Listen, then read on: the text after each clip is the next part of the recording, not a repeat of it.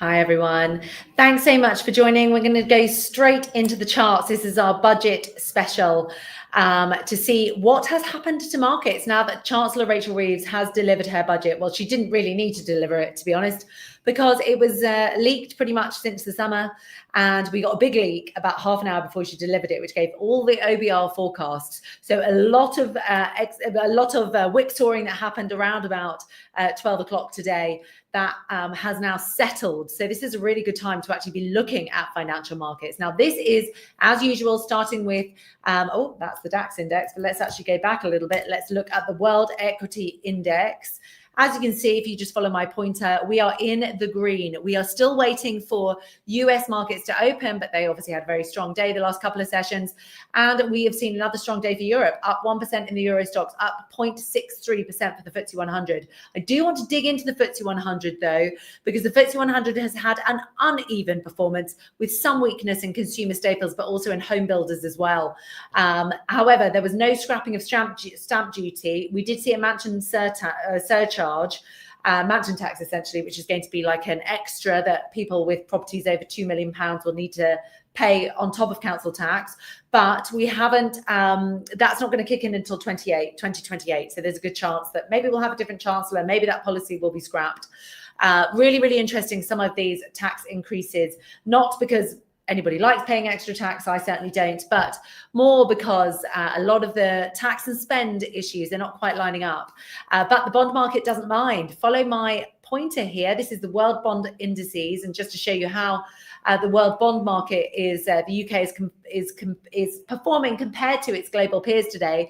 Look at that. 10-year yields are actually lower in the UK than pretty much anywhere else today. We saw a big increase in yields in Australia. We've got pretty much muted moves in the whole of Europe. Some slight increases there in moves in the 10-year for the United States and Canada. So the UK is actually a bit positive outlier right now. That's the same with the 2-year yield. And then let's take a look at the 30-year yield, which is moving very much in line. Yes, down more than 5 basis points. So the UK, this suggests that Chancellor Rachel Reeves has passed that test. She did not spook the bond market. Why didn't she? Because she increased fiscal headroom by £22 billion. Now, a lot of that is fiscal headroom right out to the end of the Parliament, but that is more than double what she had last year. The market was constantly complaining about that. We saw a lot of very jittery bond market. The fear is now that some of that risk premium has been taken out of the UK bond market. People will pile into bonds. That will weigh on yields, which is going to be a good thing, hopefully for people who have mortgages, for cheaper loans, etc., for corporates, etc., etc. Now, that doesn't mean what the Chancellor did will necessarily be great for growth, because the OBR did reduce their growth forecasts. They boosted their growth forecast for this year, but they did have to reduce it for next year and out to 2027 as well.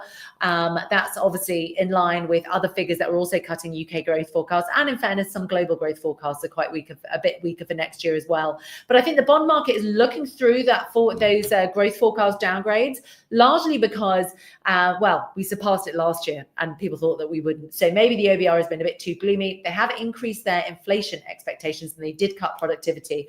The cut to productivity growth is probably to be expected. They cut that by 0.4%. So that's quite a hefty decline to about 1% productivity growth, which is not great by any means. Let's see if we can beat those on the upside. But I think right now, there's certainly a calmness in the market. It's like we have sold the rumor, but we are buying the fact. Now that the budget is over, the bond market, bond investors are breathing a sigh of relief, and they really are not the only ones. Let's take a look at sterling. Sterling's ending up roughly flat actually on the day, but it is above 131 and very comfortably above 131. Currently trading at 131.90. It was rejected at 132. Remember, this is the cable rate, so it's sterling versus the US dollar. Currently trading, yes, 131.90. We had been to a low of 131.20 after the initial announcement, and after that leak, it was almost as if the market didn't know what to do. If you follow my pointer here, you can just see all of that whipsaw price action, which really came out with this confusion, because normally OBR forecasts are released at the end of the budget, and then that causes a bit more moving around. But that's not the case now. The other thing that the Chancellor's done is saying that she's not going to get a spring statement, only once per year. So the next time we hear from the OBR, the next time we get productivity and growth forecasts and fiscal headroom forecasts and etc., is going to be next year. We're not going to have one in the spring. That is probably a good thing, because we are basing a lot of market moves are based on forecasts, and that was having a big impact on fiscal headroom levels, speculation about tax increases, the impact on growth, etc. That doesn't really do any good to anyone. So I think it is quite a natural reaction that we've seen a better reaction in quite a very mildly positive reaction in the bond market. And again, we haven't seen the pound fall through the floor. That 130 level is really well defended. That is a key support zone now. And in fact, if anything, we're kind of moving a little bit higher. But I think we'll probably end the day about flat with sterling, with no concerns there. That's what this is saying. No concerns in the budget. That doesn't mean actually that there haven't been concerns elsewhere. As I mentioned, let's just go into the biggest movers in the FTSE 100 today. However, you will notice that the FTSE 100 is actually in the green today, so it is higher. We've seen big gains, the likes of Next, but also for Endeavour Mining, Fresnillo Mining, just that kind of upward increase on the gold price, as well as having a big impact because the FTSE is a very international index, right? So it doesn't just move based on what happens in the budget. That's not just the case for the FTSE 100; it's the case for the FTSE 252. So we have seen a little bit of weakness in some consumer staples. Obviously got that freezing of income tax thresholds. That's going to be a real big revenue generator. So expected to generate 8 billion a year. One of the big reasons why this budget has actually raised taxes by 26 billion is down to that freezing of tax thresholds. So we have seen the likes of Unilever, some of the others, things like Booking.com, Experian. Maybe people won't go on holiday as much because you're hitting the rich as well with the mansion taxes. They're usually the ones that book the big holidays. So maybe they'll have to spend more on their council tax, maybe drop a holiday a year. I'm sure you're all weeping as you hear that. But that's kind of normal, in my view, quite a normal reaction that we've seen in this market. We did see changes to ISAs as well. They're not going to kick in though until 2027, so April 2027. At that point, the cash ISA limit for everyone who is under 65 will be cut to £12,000.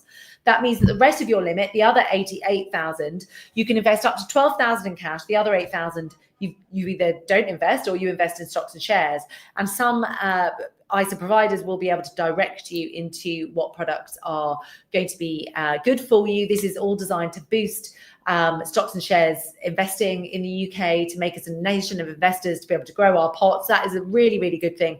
It is a bit of a shame that she didn't increase the allowance for stocks and shares ISAs, because I know plenty of you have them, plenty of you love financial markets, and that didn't happen, because that would be what would boost or create an investing culture in the UK. But that didn't happen. So instead, we are going to see from April 2027 a decline in the cash ISA limit, but that decline is not going to be forced upon retirees. So if you're over 65, you still get your 20,000 limit. If you're not, it goes down to 12, but you can invest the other 8 in stocks and shares ISAs. In fact, that's what they want you to do.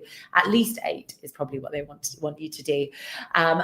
So that's had that has really had a huge impact on the market generally. We've seen a bit of an uptick in the banks. I don't think it's largely to do with that. Banks, remember, were the big winners from this budget. They have been doing really, really well the last couple of days because they didn't get a windfall tax on their profits. So this is, let's just take another look at that bond market. Yes, so we're just seeing further declines in bond yields. That's the 30-year. Let's go back to the 10-year. Yeah, down 4 basis points in the 10-year. Again, not a huge reaction, but it does suggest that it has been warmly received by the bond market. And everyone was focused on the bond market because obviously we've had budgets that the bond market haven't liked so much, like in 2022. But this one seems to be okay. Again, as I mentioned, we've seen some declines in home builders because of that mansion tax, but they're only about 2.5% lower. So it's not a rout. So by and large, Rachel Reeves has passed the first test. She pleased the bond market. She's boosted the fiscal headroom. Even though she is going to be borrowing more in the short term, she's going to raise tax, if all goes to plan, in the longer term and bring borrowing down at the end.